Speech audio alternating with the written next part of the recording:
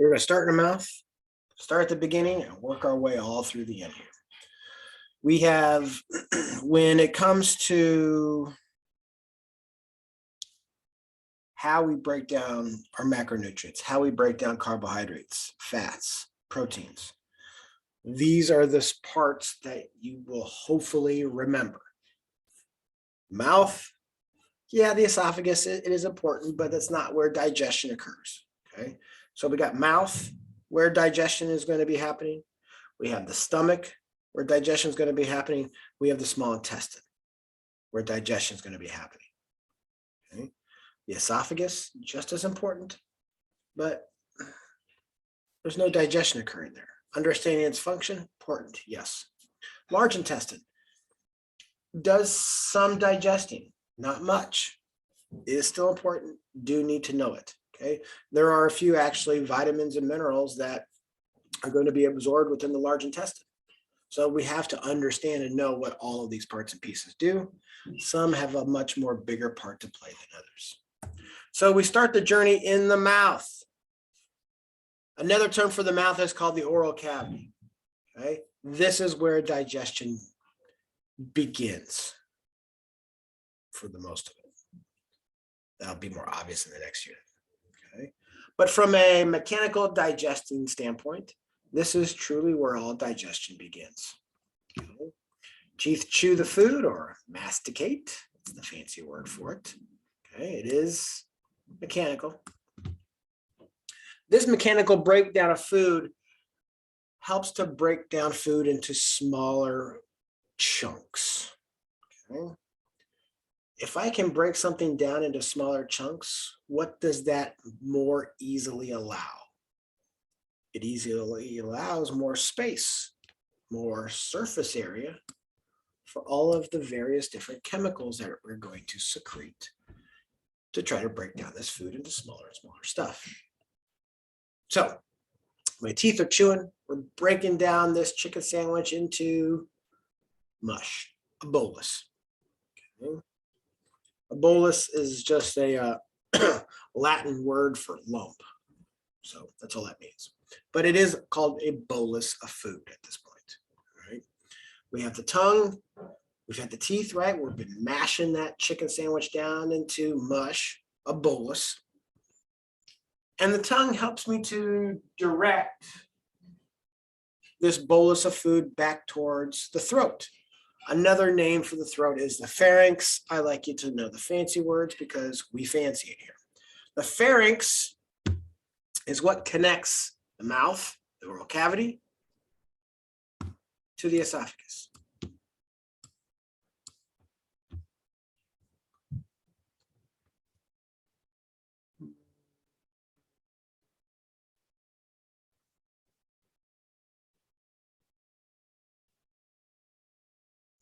I'm trying to see if I have a picture here. I'm trying to get you a picture. So this is obviously the oral cavity here, the mouth. And this right back here, this is all the pharynx, okay?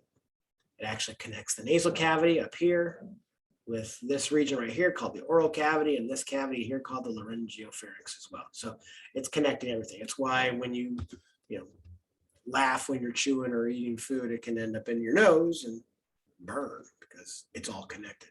So here is that tongue directing that bolus of food back to the back of the throat here, which is called the pharynx. Obviously, and we direct it down to the esophagus, and that's what you see right here. There it is. There's that bolus of food back in the esophagus there.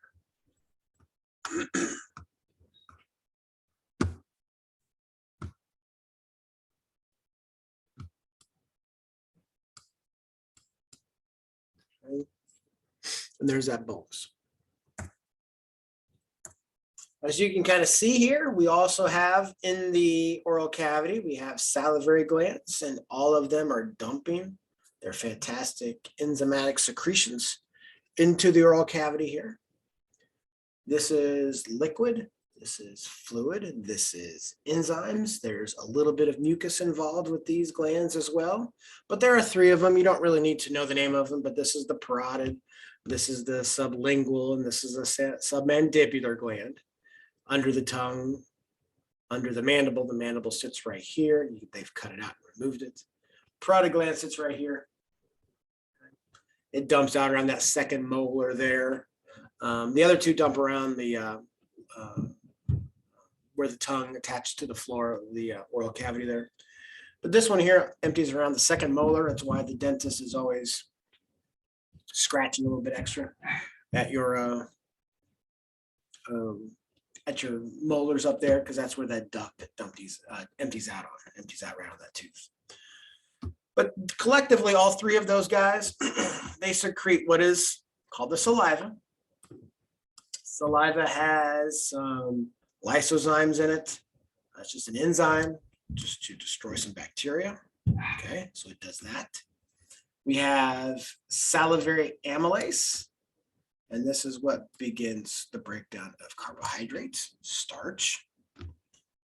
And we have lipases.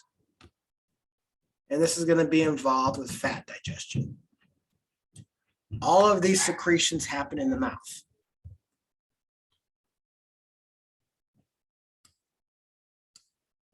I have to be specific. We're going to have amylase later. We have amylase here secreted in the oral cavity, specifically from these salivary glands. So we refer to it as salivary amylase. Okay. We will have amylase secreted from the pancreas, and that's called pancreatic lipase. So I like specificity. So please be specific when you are listing down enzymes and where they're coming from, who's producing them. Okay. Salivary amylase is made by the salivary glands, and it starts digestion. All that happens in the mouth. Lingual lipase, this is going to be obviously something that's going to be secreted by the tongue, as the name implies. This gets secreted into the saliva, and it helps to initiate fat digestion, fat breakdown. I will say this, lingual lipase, yes, does initiate fat digestion. Fat digestion does not, however, begin in the mouth. Okay. Lingual lipase, yes, it's secreted in the mouth. Yes, it helps to begin fat digestion. But fat digestion does not happen in the mouth. It happens in the stomach. It happens in the stomach. But it has to be secreted here first, because that's where your tongue is. Another component of this saliva is the watery component. That water component is fantastically important because it's what is allowing all those food molecules to dissolve so you can taste. There's what a taste bud looks like, up close and personal. And so whenever certain things dissolve within the watery component, that helps to stimulate these specific taste buds. And inside these taste buds are cells. And inside all of these cells are cells to detect sweet, sour, salty, bitter, and umami, which is savory. You may ask, how in the hell does this even happen? How do we taste sweet? How do we taste bitter? Well, we have different cells that detect different things. There's some cells that detect sodium, potassium. And those are just metal ions. And those help us to, then we interpret that as salty. More sodium, more salty stimulation, and then we perceive that as salty. Sour is associated with acids. So there'll be things that help to pick up, hydrogen ions, acids. Vinegar would be an example of that. Sweet is produced by organic compounds. So we have organic compounds that are cells that help to detect organic compounds. Bitter is picked up by alkaloids. Sweet, obviously sugar, alternate sweeteners. Bitter is picked up by cells that detect alkaloids. Like unsweetened chocolate would be an example of something that has some bitterness to it. Umami, these are cells that detect various different amino acids. And so you get that kind of meaty flavor. It tastes like chicken, obviously protein. So there are various different taste cells within these taste buds that detect these various different things. So it's kind of interesting. Not associated with the digestive system at all is the nose, the sense of smell. But the sense of smell and the sense of taste are tied so much together. I think these two senses are tied more together than any that we really have out there in the grand scheme of things. They really help to contribute to how we interpret the taste of food. And if we haven't figured that out with COVID, then you'll never figure that out. So there was an article last week just talking about children being really picky eaters because of just smells, and that's never been a huge issue before until now. So these airborne chemicals, as you bring the food up and you smell it, triggers those receptors up there, and then the sense of taste, both of them are interpreted in kind of similar locations within the brain, and so both of those together give us our perception of it, how we perceive it.